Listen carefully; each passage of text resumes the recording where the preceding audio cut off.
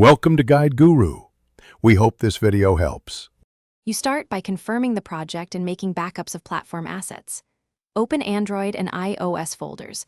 Once done, locate drawable and mipmap folders on Android and launch image or assets.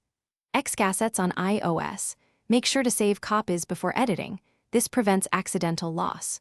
You want minimal downtime, so check Flutter Doctor and note the current package versions.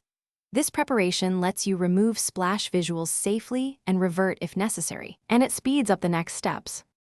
Now focus on Android. Open Styles. XML and find the splash theme that references a drawable. Replace the drawable reference with a transparent background or switch the theme to your normal app theme. Next, edit Android manifest. XML to remove the splash theme on the application tag or point it to the updated app theme. Once done, clear cached resources with Flutter Clean.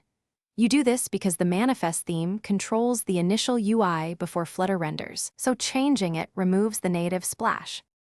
Finish on iOS by opening Assets.